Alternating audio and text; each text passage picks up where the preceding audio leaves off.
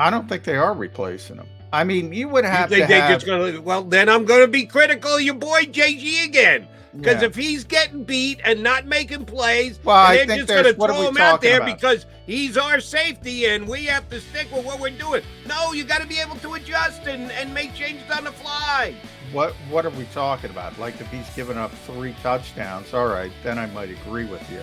But part of the reason why is the Lions aren't a good team.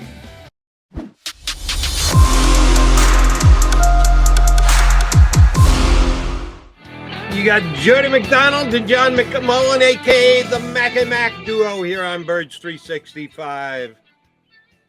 5 days till the Eagles season gets underway in Detroit. Johnny Mac will be there covering it live for us, for Philly Boys, for Sports Illustrated, staying in his favorite town of Romulus, Michigan, but ready to watch the Eagles get the season underway.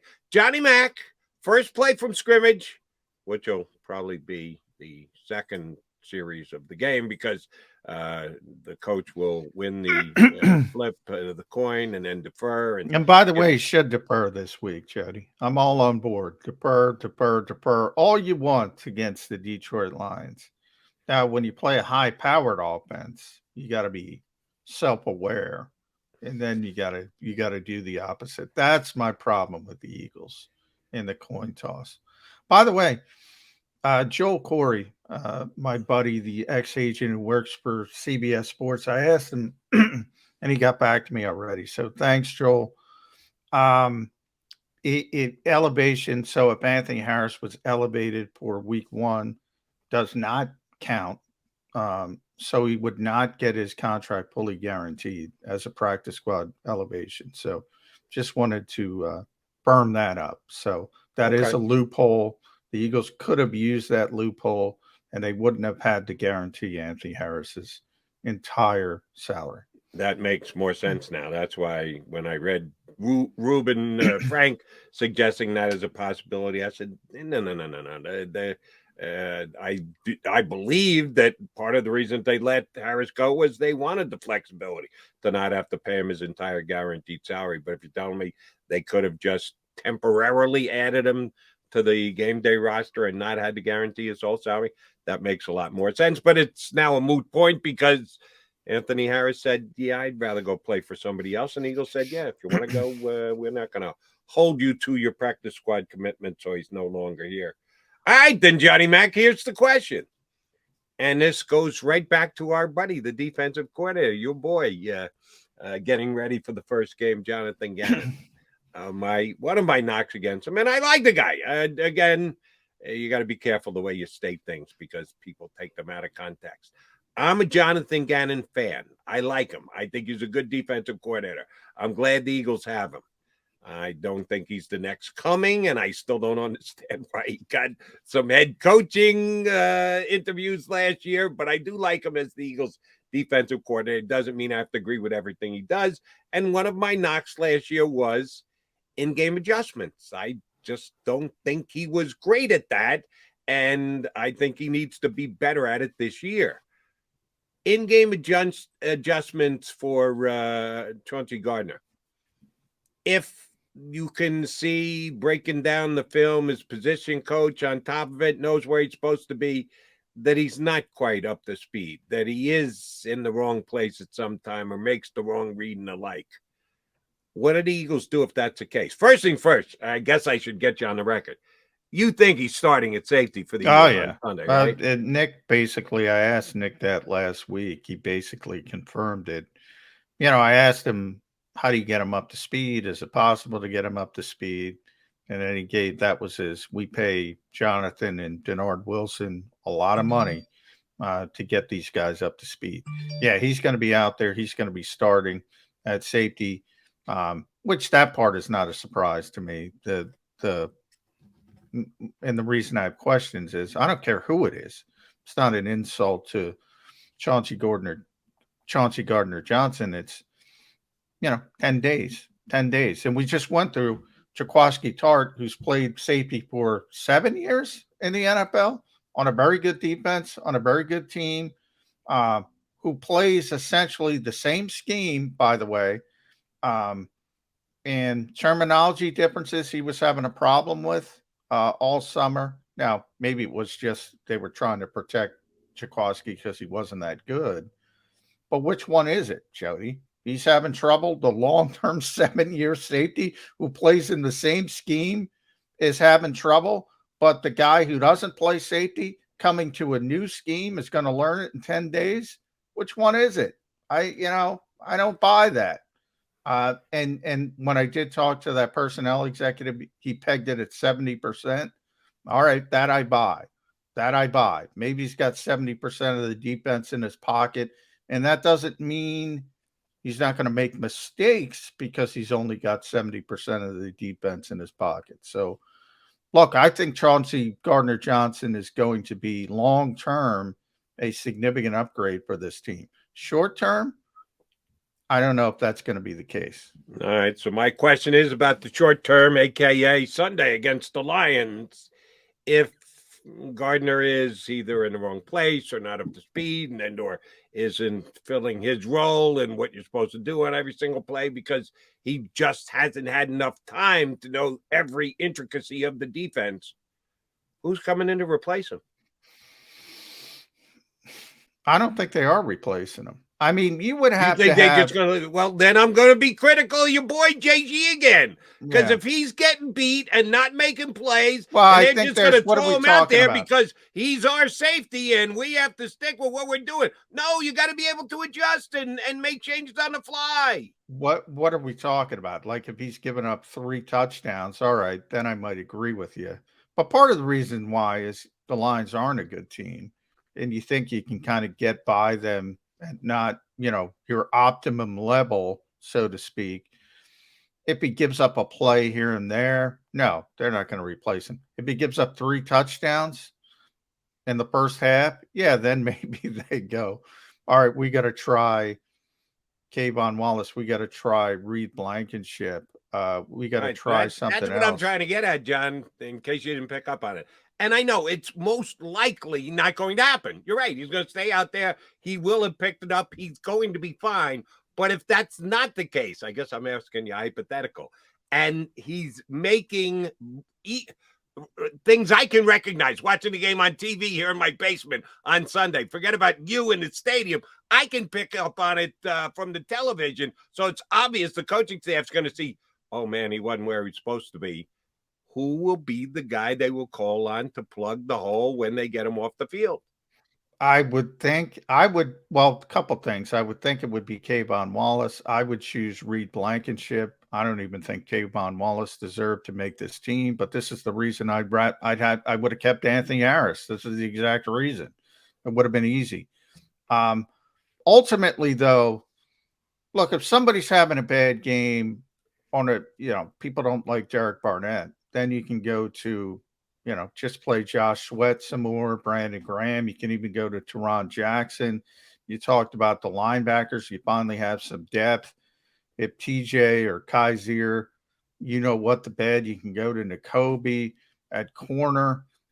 You have some issues. You're going to have a big drop off, and at safety, you have a huge drop off. So, I wouldn't criticize Jonathan Gannon for staying with the status quo at safety because he doesn't have an alternative. I would criticize him more on the defensive line and linebacker where he has alternatives. If you don't have an alternative, like if Bradbury has a bad game, and I don't think he's going to have a bad game, you're not going to go to Zach McPherson. I mean, that's crazy. You're shooting yourself in the foot. Same thing at safety. I'm not going to Kayvon Wallace. Period.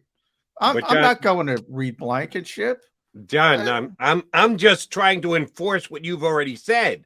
You told me you talked to an NFL executive who said, 10 days at best, he's going to be 70% up to speed. And that's why I would have kept if he's 70% up to speed, that leaves room for the guy for the coaching staff to be able to judge, he's not getting the job done.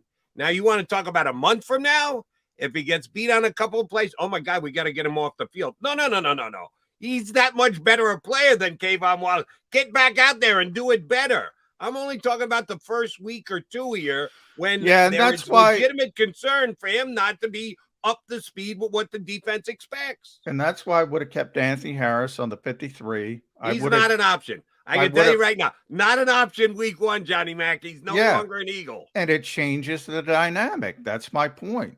I would have paid, essentially, you're paying $1.5 million insurance policy for maybe 4 weeks. And yeah, you got to suck it up if you want to cut him from that point forward. It changes the dynamic. If I have Anthony Harris, I'm comfortable sitting him and saying, you know what, Chauncey, you're not ready. Well, let's let Anthony finish things up. I'm not comfortable with the other alternatives. So, Chauncey, you're in the deep end of the pool, buddy. Suck it up. Give me the best you got. I can't go to those other 2 alternatives. Can't do it. Can't do it. Really? I can't go to Zach McPherson against the Lions. You can't do that. Can't do it. If that's the case, then that does not say much about your backups. Then you got 2 safeties you can't even put in to stop Jared Goff. It's going to get worse later in the year when you start facing better quarterbacks. That's why you can't bring yourself to put him in a game against Jared Goff.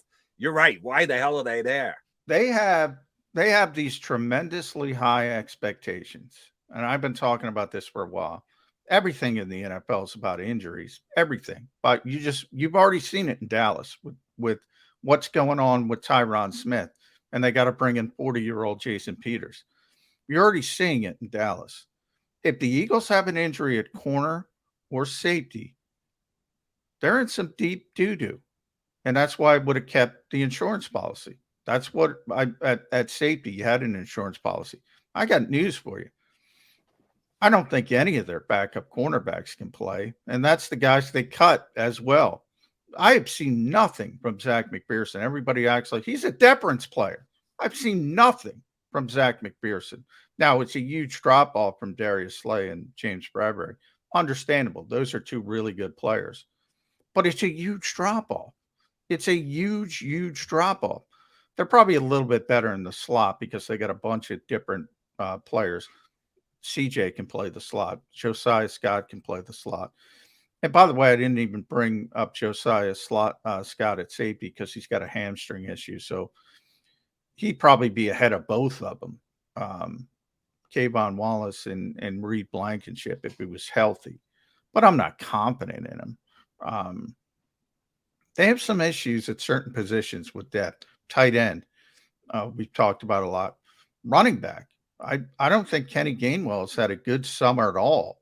And we don't know what Trey Sermon is. I do know San Francisco has the best running scheme at football, and they don't think he was good enough.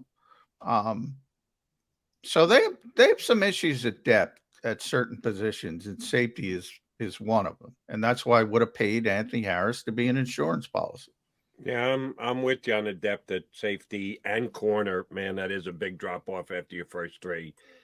I'm okay at tight end. Now, if Grant Calcaterra takes a shot to the helmet week 1 and he's back on IL with concussion syndromes, yeah, that's a problem.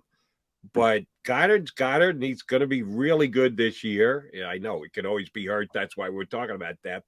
Stoll is what he is. He's a blocking tight end. And if Calcaterra stays healthy, I think he actually can contribute this year. I think they've got as good a tight end room as almost every team in the National Football League right now. Who's got that much better tight end depth than the Philadelphia Eagles?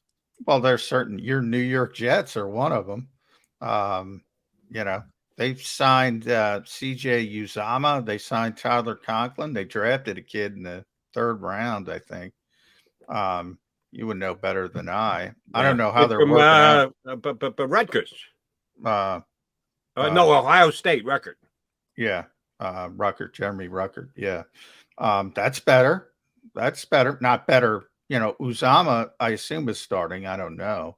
No, I think Conklin's going to start. Yeah, Conklin, they're pretty even. They're both good. They're not Goddard, but overall, obviously the Eagles have the better tight end 1. But overall, they have more depth at tight end than the Eagles. There's a number of teams that have 2 good tight ends. The Eagles don't have 2 good tight ends. Yeah, I'm a bigger Calcaterra fan apparently than you are. I got faith that the kid's going to be able to play, stay healthy, and make plays.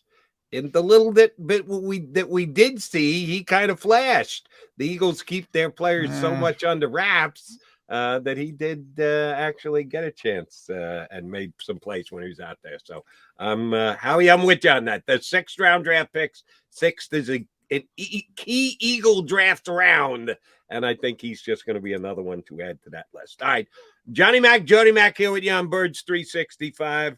He was in the green room a second ago. I guess he had to get a cup of coffee. Hopefully he gets it and comes back and is in front of his computer.